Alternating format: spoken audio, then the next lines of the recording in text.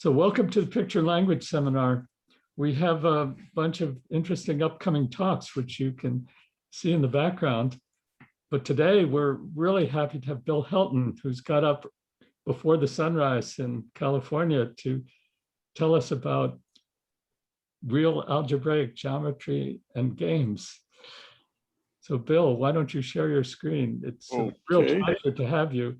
You've done so much in working on matrix inequalities, and I'm interested to hear how it affects games. Let's see. Does this come up? It does. Ah. Well, I should start by reporting on the exciting thing that's happening here. As Arthur already said, the sun is just now rising in California. So I really want to thank Arthur for setting up this wonderful series of seminars and also for inviting me. And I want to give thanks to the audience for showing up. Also, it would be good at this stage to thank Barbara Drowski, who's Arthur's assistant, because this, I think, is the next to last seminar that she's helping Arthur run. She's, after many decades of keeping Arthur pointed in the correct direction and oriented, is now retiring to a different stage of life. So I think all of us who are friends of Arthur owe her a great debt of gratitude.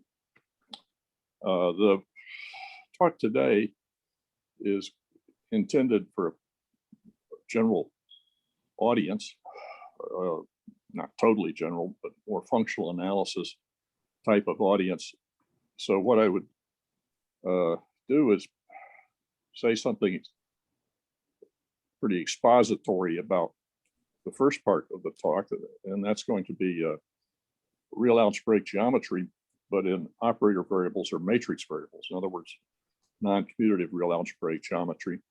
And then in describing a few points out of this area, I would draw examples from quantum games, in particular recent work with Adam Watts on 3 XOR games. Some advances that have occurred recently. There are the pictures. You see they're in reverse color. That's Adam. He's a student of Aram Harrow, finishing up. He'll be at Waterloo next year. Here are the real algebraic geometry guys. Jaka Siprica is a very big algebraist. He's 6'8" tall. This is Igor Klipp standing on a stool in order to see eye to eye with Jaka. And then that's Scott McCullough on the right, relaxing as usual. So now we move on to the talk, where I think I'll reverse the color again because it's very bright to have true iPad colors. Can people see that reasonably? Works great. But So we can't see you, Bill. Sorry? We only see your picture. Oh, it's me. I don't know, my camera seems to have shut off somehow.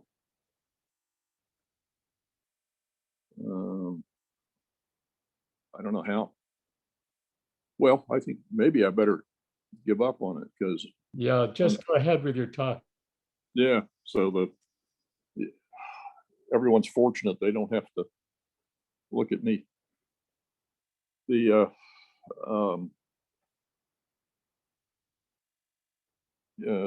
So here's the notation.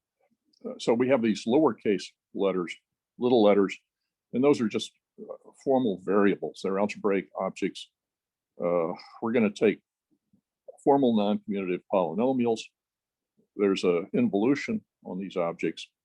And I think of these as something that we would manipulate on a computer algebra program or something that's just abstract polynomials.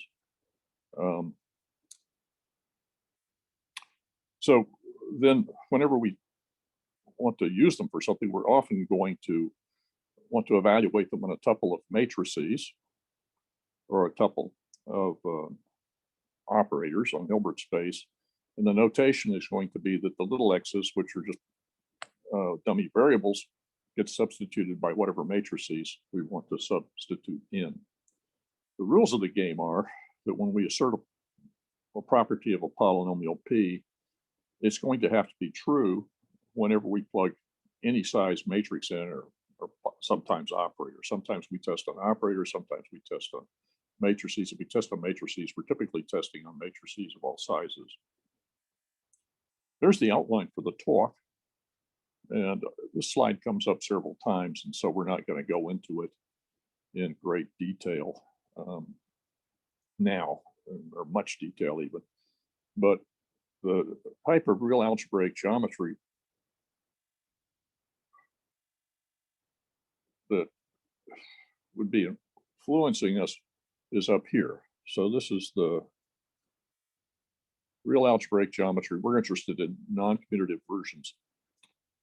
So a cornerstone of real algebraic geometry, of course, is the origins due to Hilbert in the late 1800s was, if we have two polynomials P and F, we're interested in knowing if the zeros of F contain the zeros of P. And so if we were working classically over complex numbers, there's an algebra formula, which is equivalent to it, and it's not the one I circled. As you'll see in a moment, if we work over matrix variables, then you do get this simple algebra formula, which corresponds to zeros of F containing zeros of P. So then we'll also be worried about zeros that are real numbers. So you would work on real variables, not complex variables, we get a different kind of algebraic certificate. Over on the other side, we're interested in polynomial inequalities. So one polynomial, when we plug in a tuple of matrices, of course takes a matrix value, but we're interested in the matrix tuples X that make it positive semi-definite. And if the tuples that make F positive semi-definite are the same as or bigger than the ones that or contain the ones that make P positive semi-definite, then we're interested in an algebraic certificate that's equivalent to that. So I've given here with these squiggly lines. That means approximately equivalent to what I wrote down here. We'll see more precisely what's equivalent as the talk goes by. So that's the general non-commutative real algebraic geometry things in the talk. And then we'll get more specialized and then eventually go to illustrate these with the particular quantum game. The positive Stellensatz part we don't have time for, and so I'm just going to leave it out. Even though these positive Stellensatz are the main thing that gives you upper bounds on the payoff function in a quantum game, they get heavily used in quantum games. But we'll skip it, no time. So let's look at free algebraic geometry, meaning it's non-commutative in a free algebra. No relations to speak of. And to start, what we see is that there are three natural types of zeros for a polynomial. So we're given a non-commutative polynomial, and we could take tuples of matrices, we plug it x's into the polynomial, it's going to give us a matrix value, and if it's zero, then we would call that a zero of a polynomial, and typically our crowd calls it hard zeros. That would be distinguished from determinantal zeros. So for determinantal zero, we plug a couple of matrices x into the polynomial, and we get a matrix that is not invertible. So that would be determinant zero. And then great interest to us today are going to be the directional zeros. So we go to an x that makes p of x not invertible, but in our bookkeeping, we keep track of the null space. So the directional zero for p is going to be a tuple x where we plug it in, where p of x has a null space, and then we keep track of the null space. So that's the definitions of that's three different kinds of zeros you could study. And so there are going to be three different kinds of null-Stellensatz, plus mixtures that one might want to have.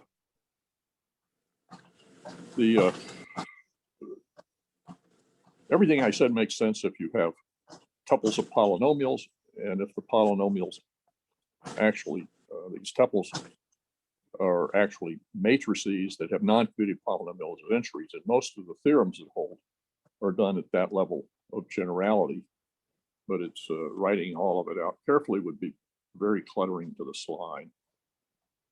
So rather than saying what a null-Stellensatz is very precisely right now, I'll do that later in a special case. Let me just give the history, and that will yield some perspectives. The non-commutative algebra community did it back in the 50s, and they worked on hard zeros and developed some results for those.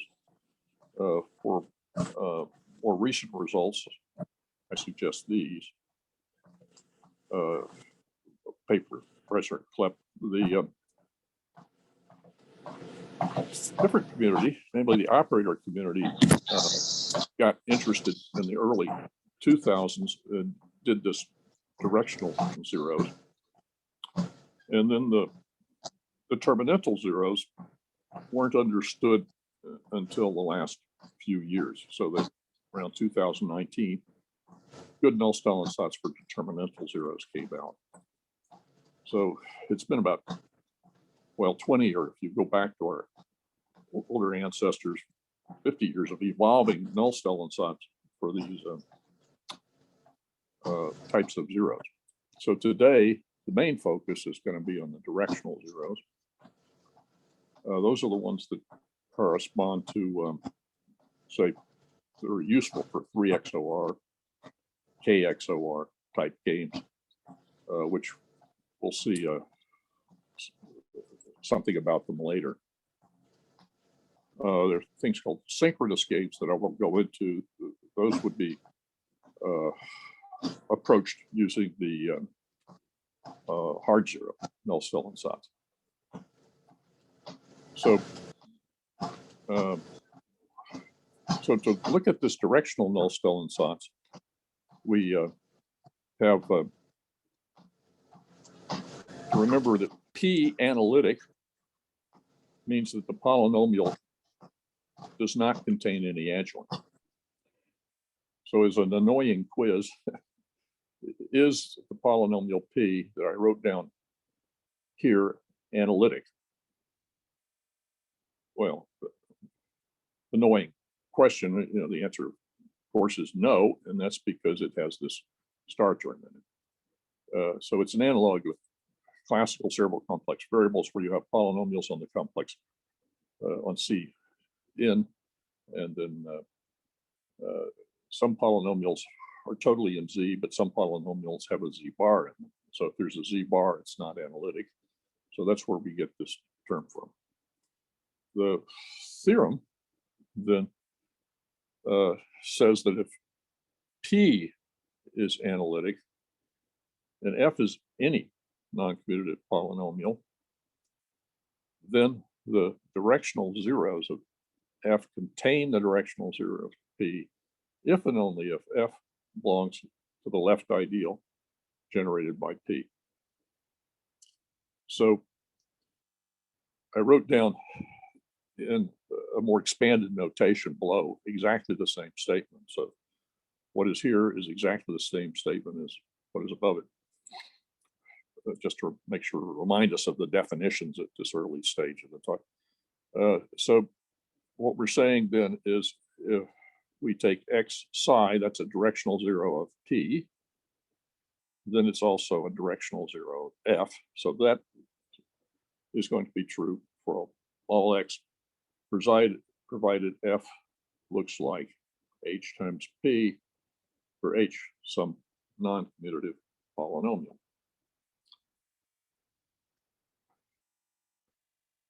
So we want to get some perspective. So let's compare it to Hilbert's Null-Sellensatz. Hilbert's certificate, his algebra formula, is f to the k equals hp. And so the question would be, is this the same? How does that Null-Sellensatz compare to ours? Well, his says that the form is HP, ours says the form is HP, but here one has to raise f to the k. So in Hilbert's Null-Sellensatz, you raise f to the k. We don't have to raise f to the k. So ours is cleaner. We have no k. And then a big deal is that in Hilbert's Null-Sellensatz, f and p are both analytic. So we don't have to have f analytic. We do need p analytic. So Hilbert requires those polynomials to be analytic, and our p we require to be analytic, but not f. So the non-commutative version of Hilbert's Null-Sellensatz is cleaner. And I mentioned a corollary of use to us today.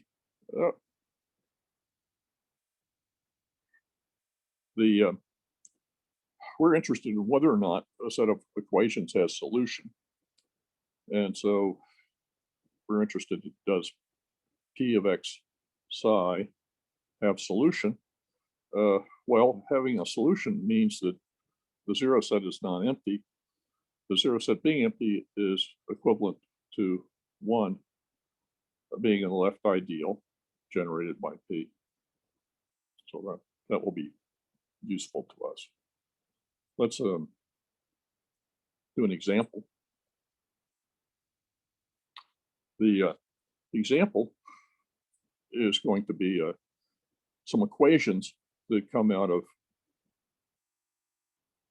2XOR, where we seek quantum strategies to 2XOR. There's not going to be a real definition of what a quantum game is. The focus in the talk is just going to be the equations, the math that we have to face coming out of a quantum game. And so all I'm claiming is that there's going to be a set of algebra equations corresponding to this game. And a big issue for us is going to be, does a solution exist? And of course, you want to know whatever you can about the solution. So here's the form of the equation. We need a definition. A signature operator is going to be a self-adjoint operator, which is also unitary. So its square is equal to the identity.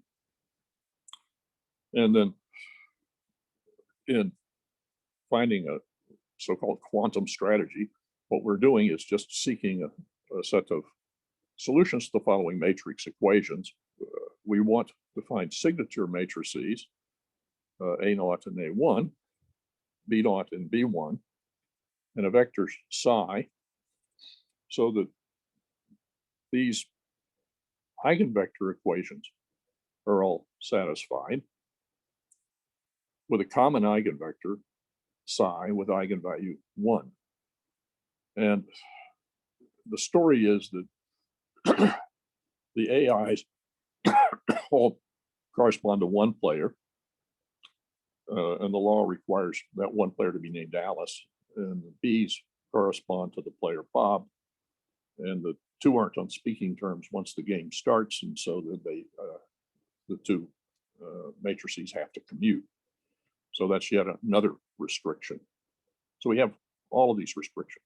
We have that the A's and the B squared are the identity. We have that the A's commute with the B's, and we have these eigenvector equations that have to be satisfied. So we want to analyze whether or not a solution exists. whatever we can say about the solution.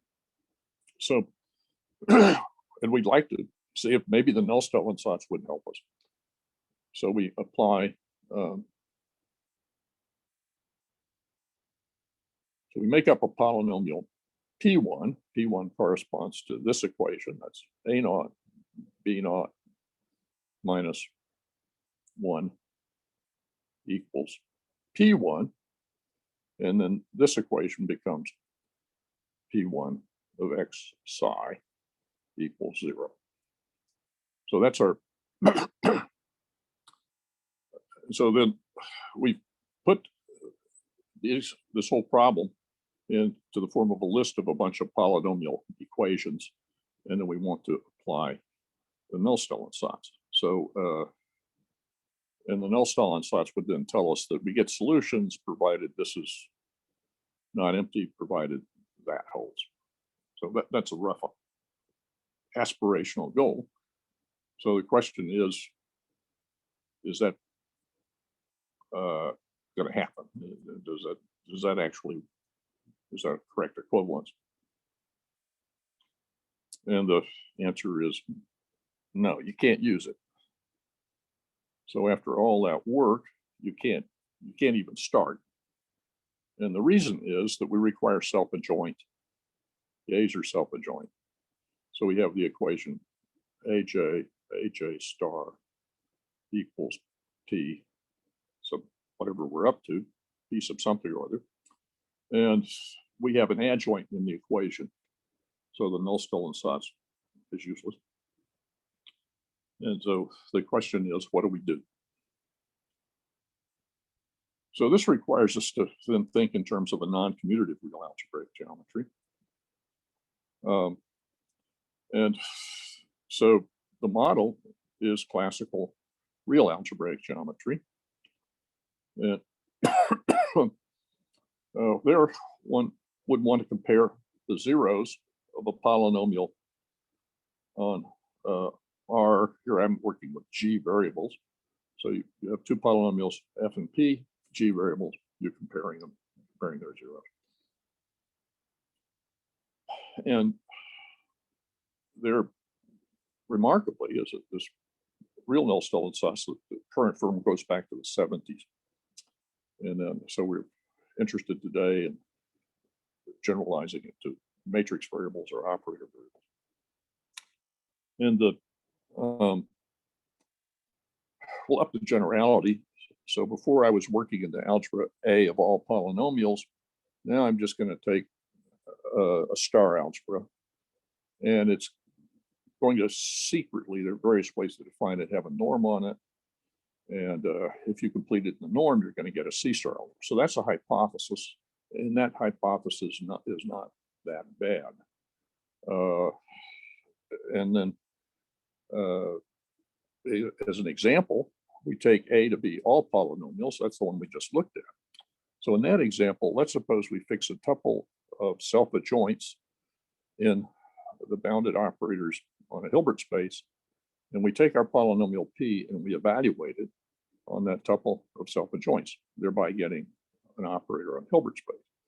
Well, then we've got a map, pi, and pi is carrying polynomials to operators on Hilbert space, and it's going to be a C-star algebra representation. So when we were talking about zeros, we were talking about the old slides. We were talking about having a representation and a vector on the Hilbert space where the representation occurs, which make that 0. That was our definition of directional derivative in the context of the previous slides. So here's the general definition. And people shouldn't think this is terribly abstract. If you go into an algebra that's finitely presented, so you have a bunch of polynomials that are putting relations on the variables, giving it to you, then you can think very much in terms of this definition that we had before. You're just getting an operator, you're evaluating P on the operator and a vector psi and getting 0. It's really very close to what we had before. The big difference is that we're only allowing self-adjoints. Any questions there? Is that?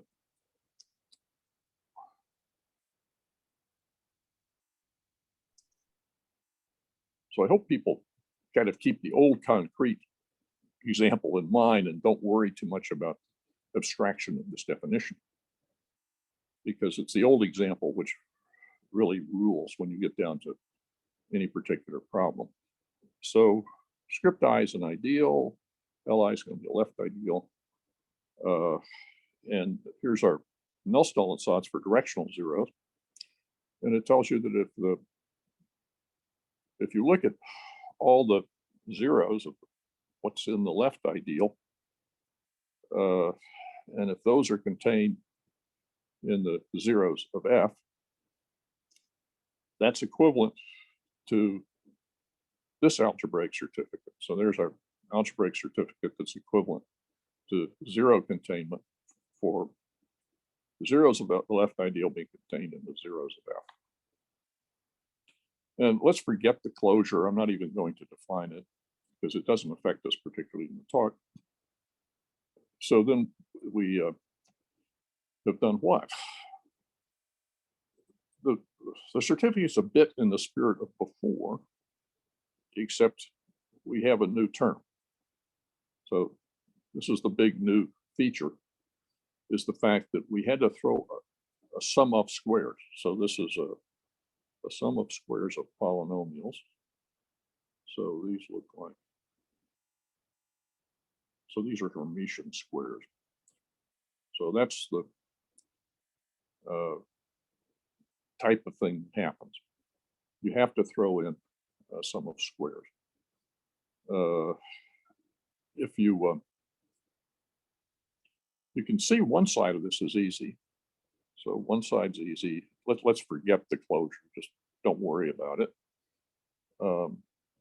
And what happens is that if you have a vanishing, this part vanishes, then what we have here is minus a sum of squares minus F star F equals this part.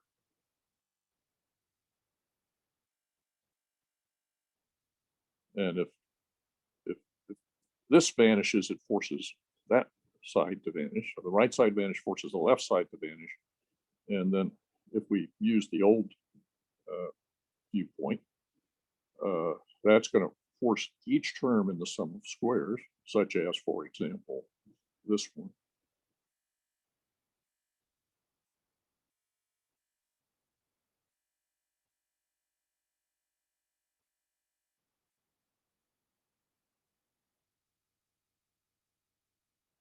Equals 0. So that forces f of x psi equals 0. So that side's easy. And then the other side takes a bit of work. So are there any questions then about?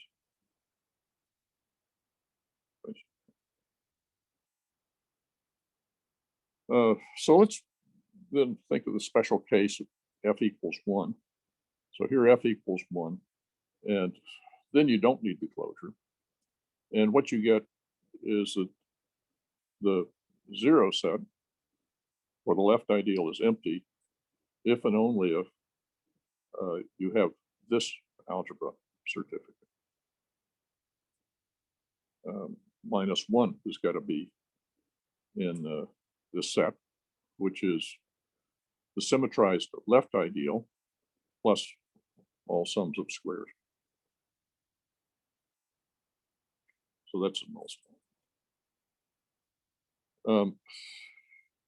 For hard zeros, you get a very similar type of certificate.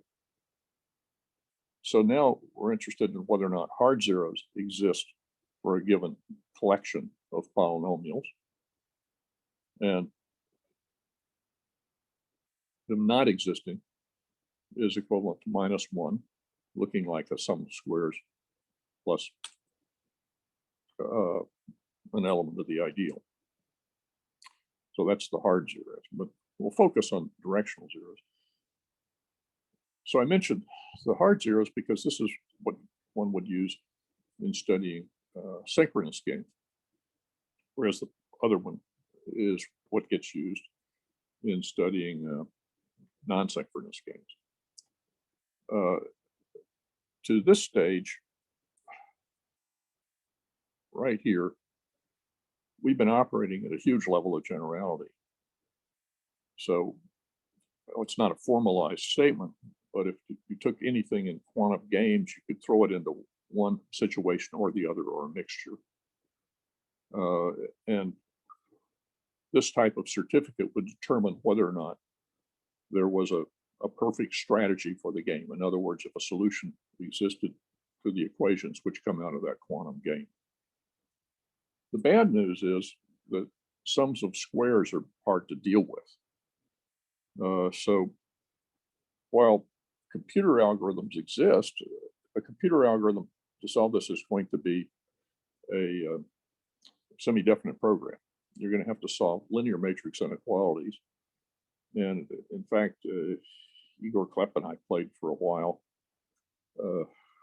with trying them out. We proposed an algorithm, we refined the algorithm some, and we were trying them on quantum coloring games. And for very small graphs, the semi-definite program that corresponds to this is huge. So it was just prohibitively large very quickly. So that's a computational issue. A theoretical issue is that they're not so easy to use in theory. You have a lot of freedom in those sums of squares. And so one must have to deal with it. So now let me state a more specialized theorem. Various folks got the idea in the context of two-sided ideals. We've been doing mostly one-sided ideals. That if you work in a group algebra, and if you had problems, your quantum game left to working on problems that are formulated in terms of subgroups of the group involved, then you could get rid of the sum of squares. So the point is to find special cases where you can get rid of the sum of squares. And that's kind of where things are now. And so in the particular context that we'll use today, it was Watts and Harrow and Kenmore and Natarajan who came up with an idea that one could use. And then here's a little bit of a generalization and fitting to our context where their work was totally in terms of group, and we want to put it in terms of algebras because we want to pick up things like the quantum coloring problem. Some problems have to be set in algebras. You can't get away with setting everything inside a group, which is what's done here. So, so let me not belabor the context, but we're working in a group algebra, and we have a certain type of ideal in the group algebra. So it's a left ideal, and we want to know whether or not this set is empty. And in fact, these are equivalent. So it's really the conclusion that one should focus on. Whether or not a solution exists corresponds to whether or not one belongs to a symmetrized left ideal. And one also, in the spirit of Watson, Harrow, etc., you have this equivalence where you look at the group generated by the a set of elements. The C consists of a set of elements in G.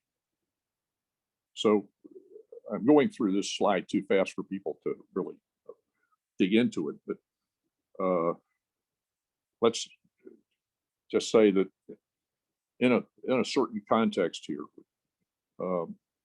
one will get a good Nullstellensatz in the spirit of before, and there are no sums of squares. So the sum of square terms is gone.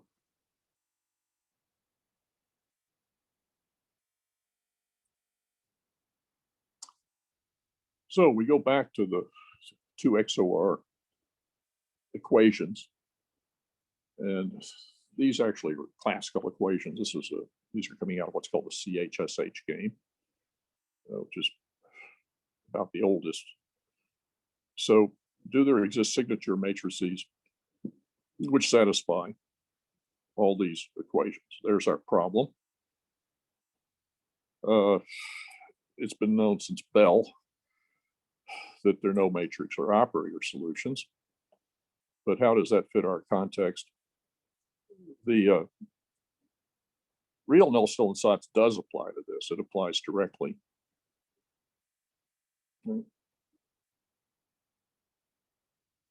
And the issue turns out to be that. So what one has to do is check whether or not one belongs to this left ideal. And the C consists of things like A naught, B naught minus 1. So that's one polynomial. A naught squared equals 1, etc. So you write down the list of polynomial equations. Also, you get to include the adjoints because we're doing real algebraic geometry. So then you get this.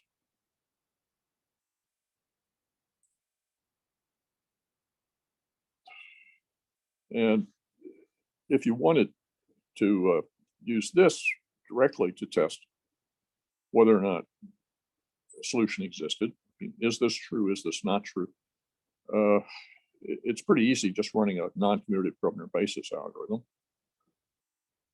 And so put in an advertisement for our computer package that runs under Mathematica and contains non-commutative Grosvenor basis algorithm. And with that, it's very easy to check that, yes, one does belong to this left ideal. And then you see that no solution exists.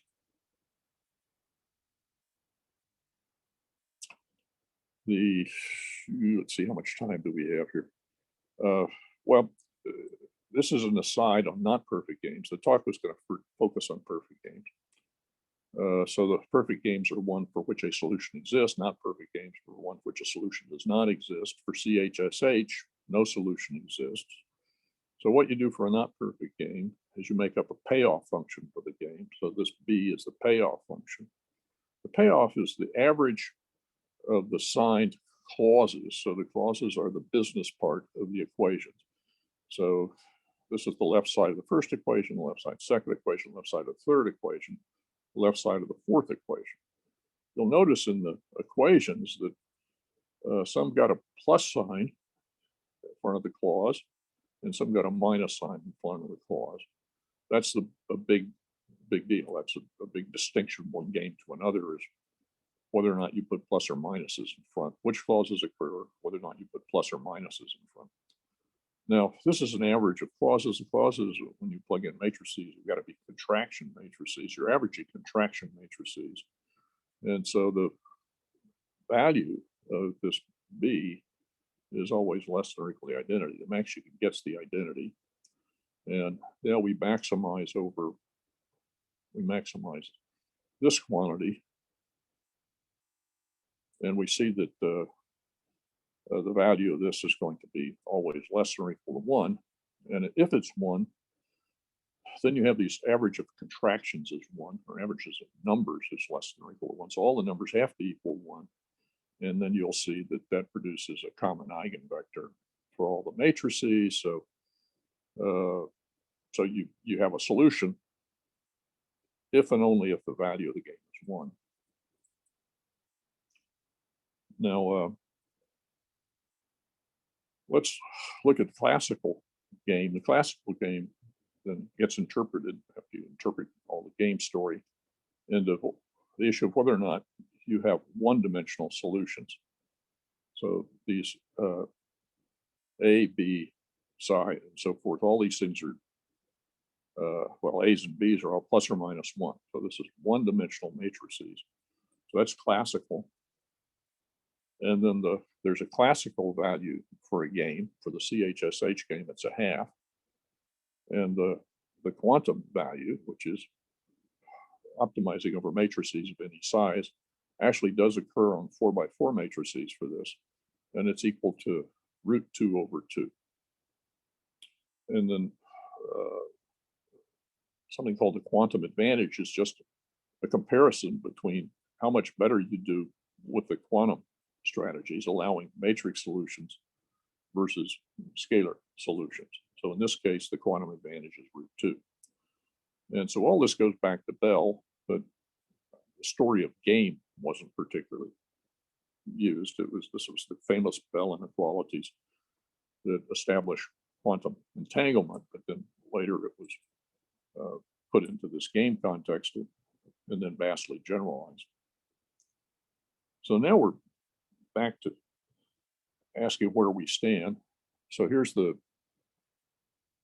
let's see, I don't know if anybody can guess where we are in the talk. We didn't talk about the positive Stellensatz. That's what's used to bound the payoff to be the best possible, bound on the best possible payoff of the perfect game. That's a positive Stellensatz has been used for 15 or so years in the physics community. They preceded it in the math community. The null Stellensatz, let's see, where are we down? We're down to here.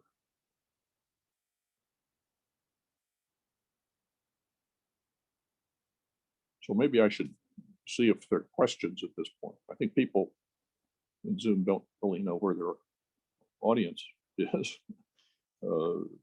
See if there are any questions before we do 3 XOR games, which is the next.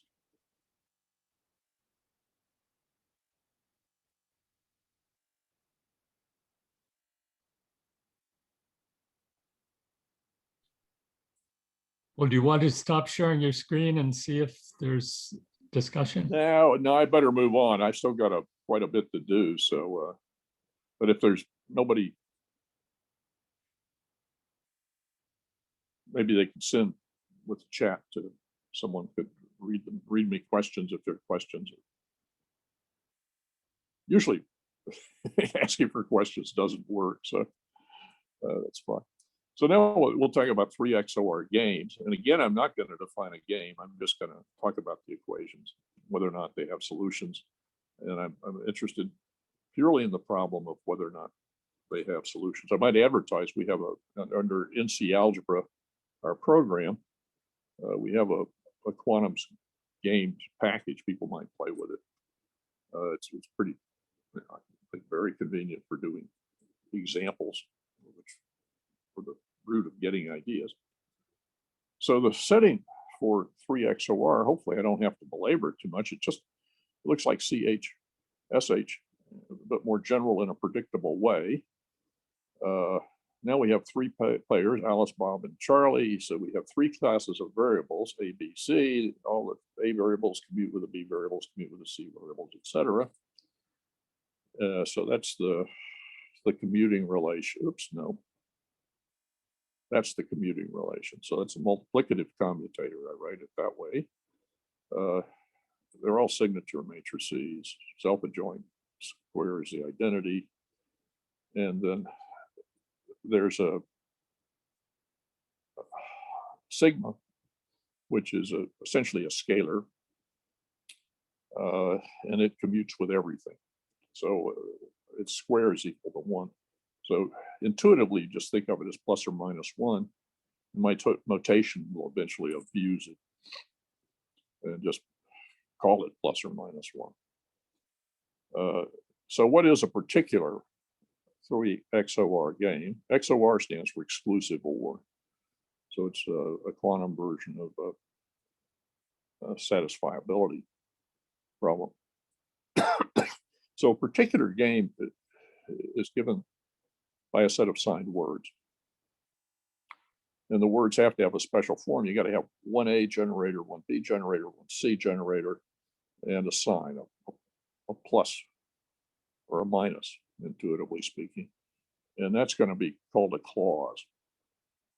And the point is, we're given words with signs like that. So this is going to be a set. And then we want to find matrices that satisfy all these equations and which have a common eigenvector with eigenvalue 1. So that's very analogous, very much analogous to CHSH games that you saw, but that is a 3 XOR game. There, of course, are K XOR games that people study. So they played a big role in the development of quantum information. So as mentioned earlier, the CHS game, that was essentially capturing the Bell inequalities. Then Tierson studied,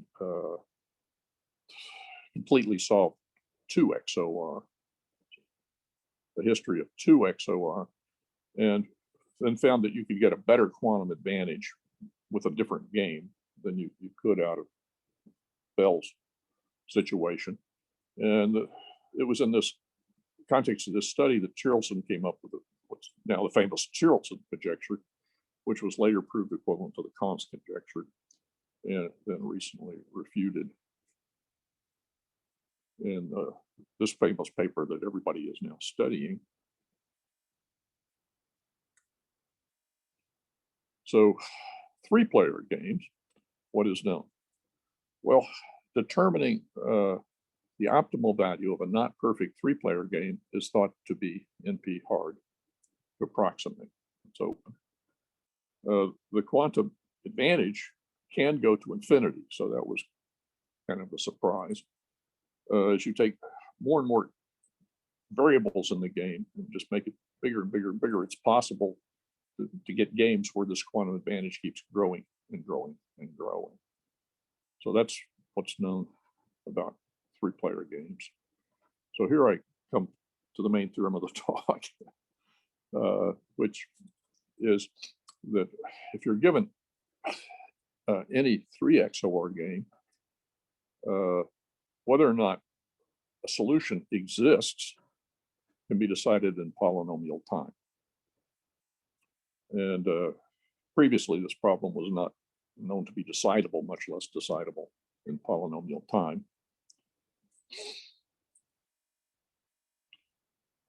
If there's a solution, there's a fairly explicit solution. I won't write it down. I could, which has 8x8 matrices, solutions and 8x8 matrices. For an explicit solution, if one exists, you can get one like that. And the quantum advantage, however, is bounded by 8. So that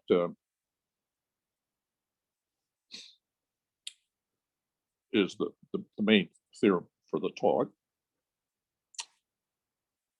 And I wanted to give some idea of what's involved.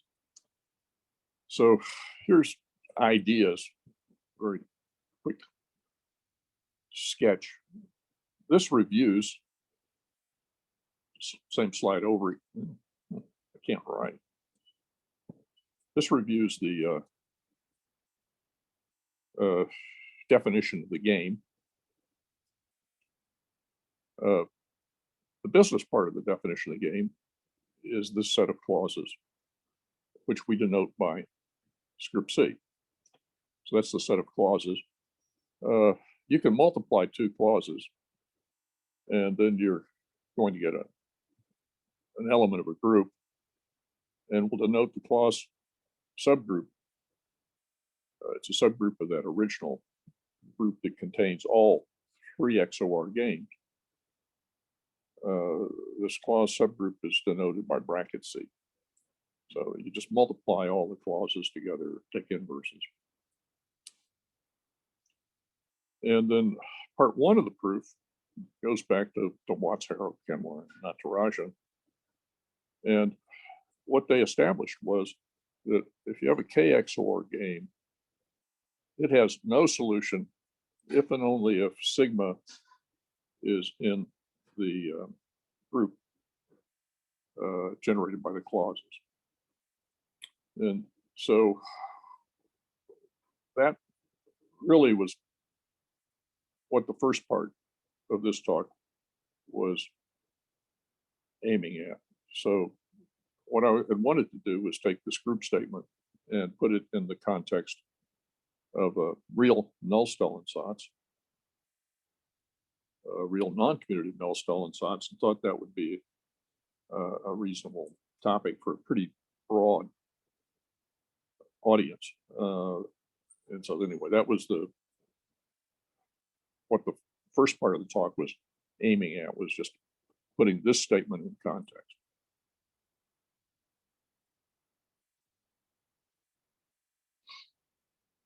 Unfortunately, this is not really going to settle the problem.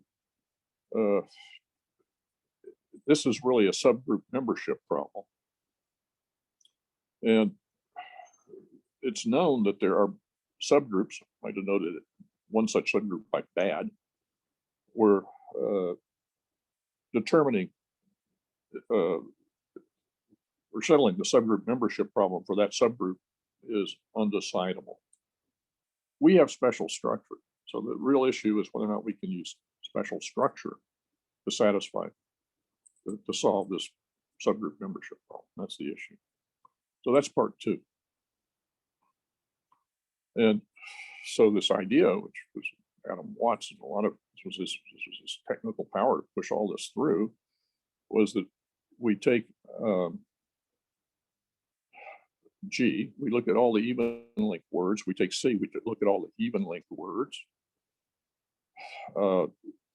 We take commutators of pairs in G. So those all lie inside of GE. And so we take the normal subgroup generated by the commutators, that's denoted by K. And then the theorem is that the game has no solution if sigma is in CE mod K. So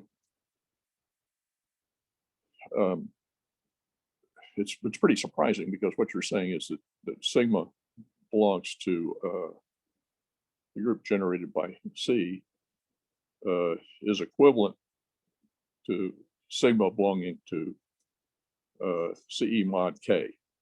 When you mod out K, you've modded out all the commutators. You modded out a heck of a lot, and still this subgroup membership problem ports over exactly. So that's the hard part. So,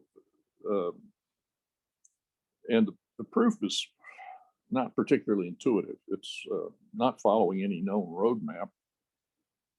It's about 30 pages of tricky algebra.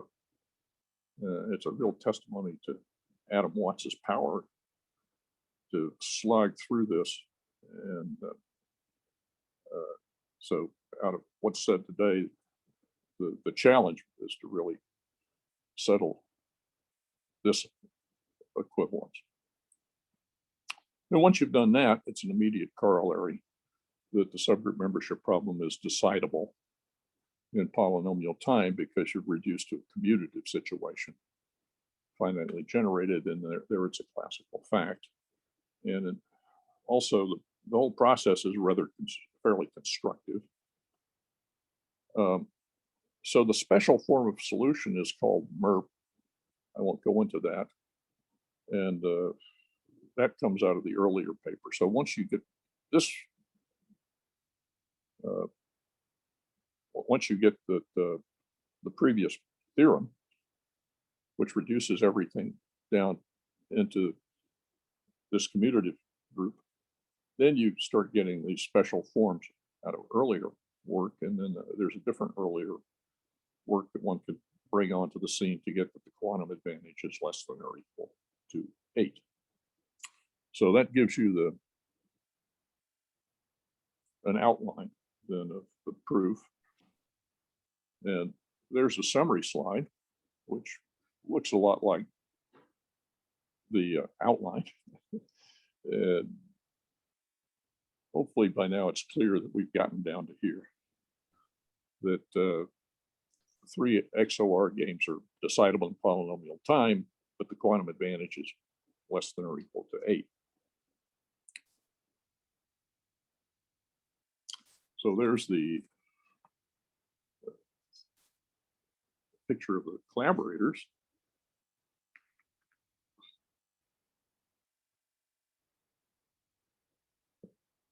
Well, it's not a very good picture of the collaborators. And I'm not able to, I don't seem to be able to invert out again. And here's the status of 3 XOR. Well, actually XOR. This is 2 XOR. It's solved going back to Tierelson. And we've done this is the perfect solution. Case, it is decidable, etc. And then what's missing is in a non-perfect situation, determining whether or not you could get to within epsilon of the value in polynomial time. And people think you cannot. There's evidence from an earlier paper about 10 years ago that you cannot. So that leaves it much open. We don't see how these proofs work for 4 XOR that we just gave. So with that, I think I'll conclude. Well, thank you very much, Bill, for an absolutely beautiful exposition of what looks like a breakthrough on this problem. And I know you wanted to have your collaborator here to also. Yeah, there's Adam, yeah. Yeah, so maybe if we stop sharing your screen, we could have some. Okay, we're going to stop sharing the screen. I don't know. Let's see there. Has asked you to start your video. Let's see. What's this? You are sharing screen. I don't want to. Did I manage to stop sharing the screen or not? Yes, but now we could open the floor for discussion and questions. Great.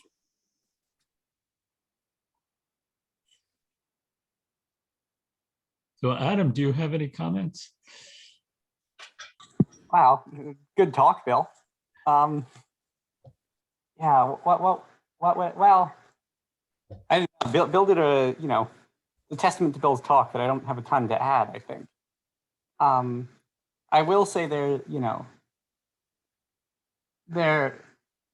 picture is emerging, but there's still details to be brushed off, right? This sort of generalized structure, because I really got in touch with Bill with just the 3 XOR result. And so we've really been trying to generalize that upwards, the kernel of the 3 XOR result. And so the general picture, I think, is still emerging, which is quite exciting for me.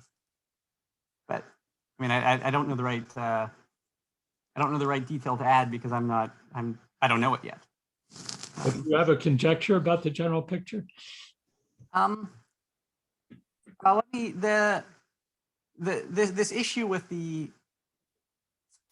Well, let me say something exceptionally vague, if people are okay with that, which is that there's something that seems to happen in the 3 XOR picture, where instead of worrying, you sort of trade off this issue about the SOS term in your null-Stahlen-Satz. You turn into sort of the complexity that used to go there, and you'd have to worry about that. You instead port over in the group algebra context to sort of worrying about the presentation of the group algebra. So somehow there's this trade-off between, instead of worrying about the null-Stahlen-Satz, sort of that difficulty gets ported over to worrying about the word problem, the membership problem. And whether or not there's a formal statement to be made there is, I won't say anything, but even just understanding what's happening there more generally would be interesting to me. That's Bill. Stop me if I'm rambling. I didn't clear this with Bill beforehand, so mathematical correctness should be taken with a grain of salt. That's sort of at the level of intuition, something interesting there.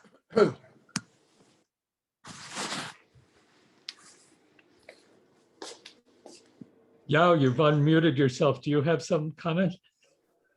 No, it was a great talk. I'm listening. No, thanks. Say hello to Bill. Hi. So, Bill, nice to see you in good spirit and gave a good talk. Well, thanks to CMSA. That's where this all started. Yeah, that's great. So come back again after all this virus. Absolutely. Damn it. Looking forward to it. Yeah, good.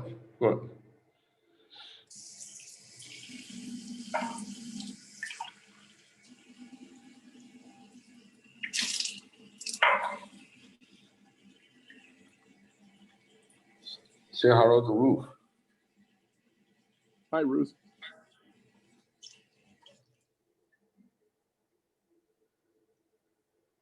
So does anybody else have a comment?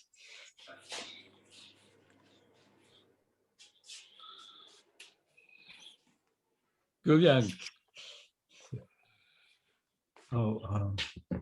So the word All right. problem for group in the world of groups is not solvable. Sometimes does this have a counterpart here? I cannot quite understand. I can't hear you. It's too faint.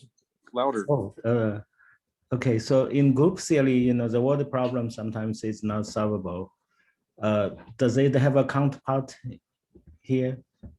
Yeah, I mean it's lucky that this particular word problem is. A lot of them aren't. So so I don't know if Adam might know if there's a quantum game that obviously gives you some group problem that's not solvable. I guess there is, right? These linear system games are producing group problems that are not solvable. If I understand, I have to defer to Adam. He's the expert on. Yeah, that's exactly what I was going to say. Is that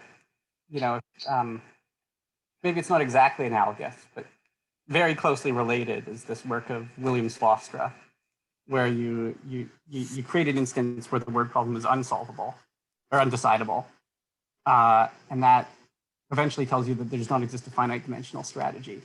There's no finite dimensional representation that wins the game, or that satisfies all of these desired directional zeros. But you can potentially do it in the infinite dimensional case. So, but in the cases when it's decidable, do you know the complexity of the word problem? Only for the special case of 3XOR. I mean, in general, the complexity can range. I think you can make it as hard as you want, and what happens for these games is pretty open. But can it be something like in some cases like NP complete, probably, right? When you can decide in polynomial time, but then it's not deterministic, right? It can be all possibilities, probably, right? Yeah, absolutely. The ones that come from these games have some special structure, so those results don't port super immediately. But yeah, there's a slightly different context. But again, William Slostra's work, there's an embedding theorem that lets you stick some general instances of the word problems into groups, and so then there are games that he constructs where it's very, very hard. For whatever complexity you want, you get it to be that hard to determine if the game is a perfect strategy.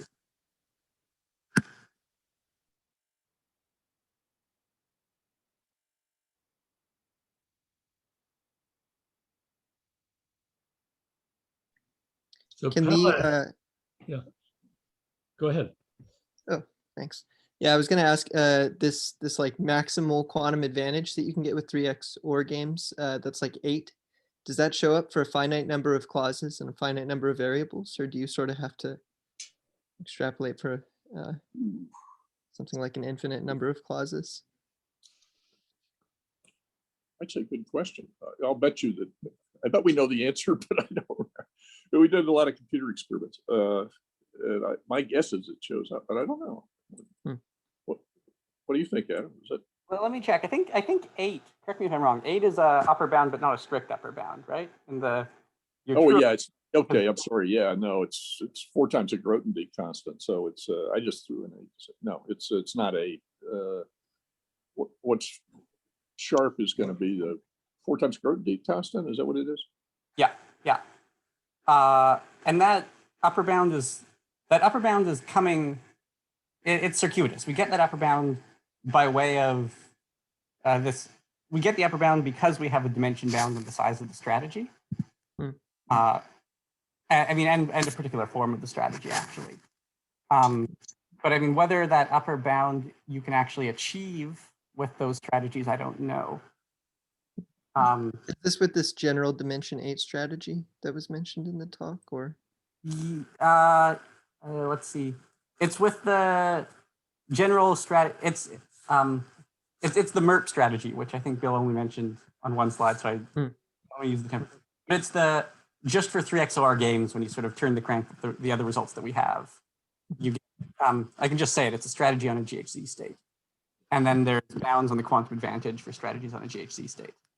But that's really sort of a circuitous way of getting this bound. So it's hard to know if there's a better one. Sure. Thank you. Eric, it looked like you were about to say something. No, yeah, maybe I could ask, is there, in NC algebra, are there some examples that one can play with? Yeah. I should say anybody who's interested, just send me an email and I'll ship them back. No, you'd have to download NC algebra. One expert with NC algebra is Eric. He got 20 years ago. when he was a graduate student working for me in the summer. But yeah, we have a little package that does games. So Very cool. it's a reasonable check. Yeah, there's a nice demo notebook. So you'd love it if you tried it out. Yeah, might do that. Thanks. Yeah, some things are, it's kind of strange because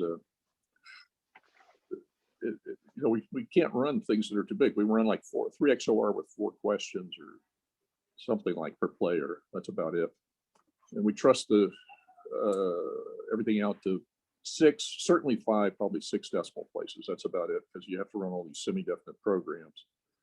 And what we're getting is that if you take this MERP strategy, which is a non-convex optimization, and you're trying to optimize the parameters, then you hit the right answer pretty much always. So you'd think you did a bunch of local optima or something like that, but we can run lower bounds by brute force, and then the MERP strategy. So on these smaller problems, it's always right out to 5, 6 decimal points. Very cool. Thanks.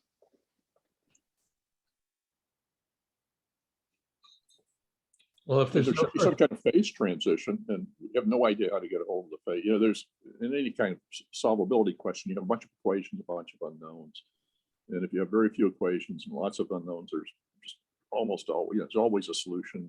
If the other way around, there's almost never a solution. But there's some spot in the middle where there's what's usually called a phase transition, and for these things, we have no idea where the phase transition occurs. We can't really get to it in our computer experiments. It's bigger than we see.